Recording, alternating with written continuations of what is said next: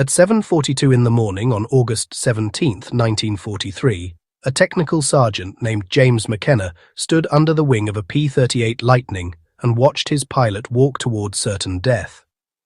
The pilot was Lieutenant Robert Hayes, 23 years old, 6 combat missions, 0 kills.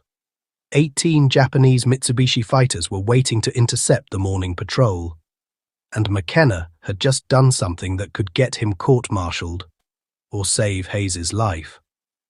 Before we continue, subscribe to my channel for more forgotten moments from World War II.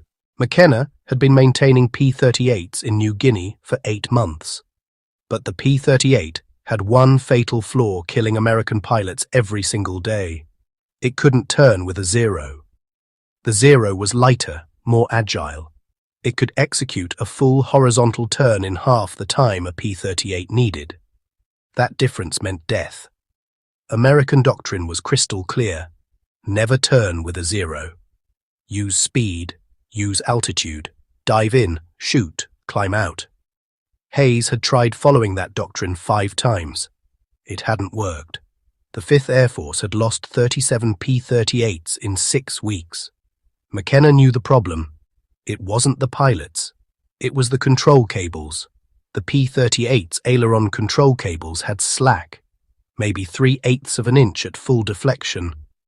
That tiny bit of slack created a delay between stick movement and aileron response.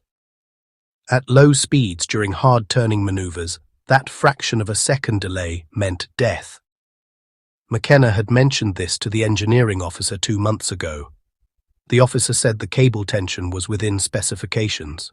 No field mechanic had authorization to modify flight control systems, so McKenna violated every regulation.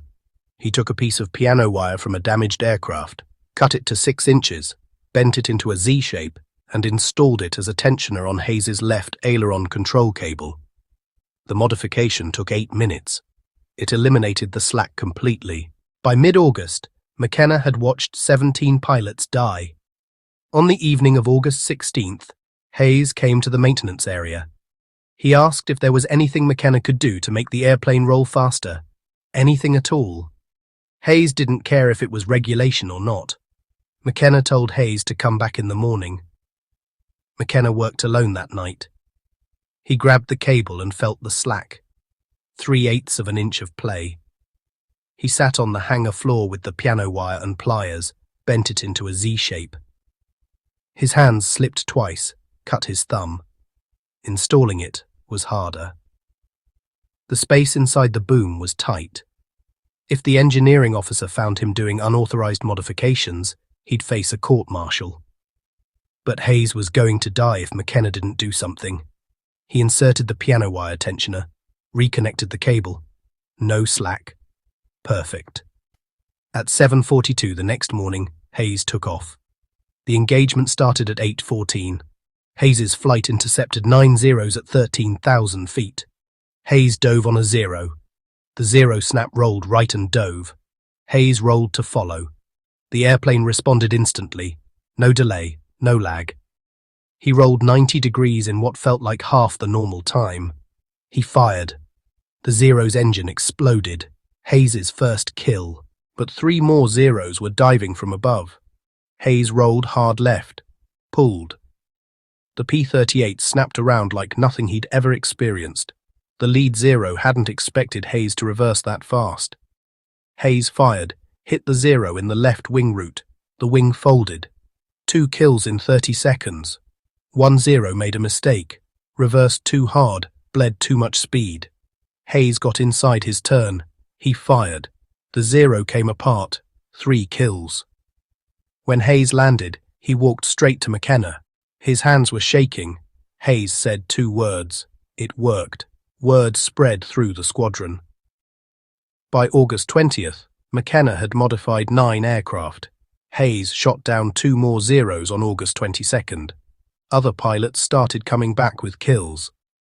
In July, American pilots in the Southwest Pacific lost 2 P-38s for every zero destroyed. By September, it was nearly even. The Japanese noticed. Flight reports mentioned that American P-38s were maneuvering more aggressively, rolling faster into turns. Lieutenant Commander Saburo Sakai, one of Japan's top aces with 64 confirmed kills, engaged a P-38 over Wewak on September 3rd. He used his standard tactic, drew the American into a turning fight, then snapped back the opposite direction. Except the P-38 reversed with him. Sakai barely avoided a head-on collision. The American got guns on him. By the end of September, the 11th Air Fleet had lost 38 fighters in combat with P-38s. American losses were 22 aircraft. The ratio had reversed. For the first time in the Pacific War, P-38s were killing Zeros at better than 1-to-1. Japanese command ordered pilots to avoid engaging P-38s unless they had significant numerical advantage. The Zero had gone from hunter to hunted, and it all came down to a piece of piano wire that nobody was supposed to install. Lockheed sent an engineering team to New Guinea in November to evaluate it. Their conclusion was that the modification was safe and effective. It should have been part of the original design. Lockheed integrated a similar tensioning system into the P-38J model in December 1943, but McKenna never received official credit. No commendation, no medal, no mention in any report. Hayes survived the war. He flew 63 combat missions, shot down 11 Japanese aircraft. Every year on August 17th, Hayes called McKenna to thank him for saving his life.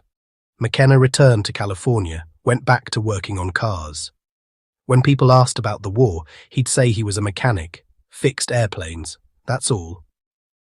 In 1991, a military historian estimated that the modification may have saved between 80 and 100 American pilots' lives. McKenna said he never counted. He just remembered the pilots who came back. That's how innovation actually happens in war. Not through official channels or engineering committees. Through sergeants and mechanics who see problems, find solutions, and don't wait for permission to save lives. If this story moved you, hit that like button and share this with someone who needs to hear about the unsung heroes who changed history. Because the real victories weren't won in boardrooms. They were won in maintenance hangars at midnight by men who refused to watch their friends die.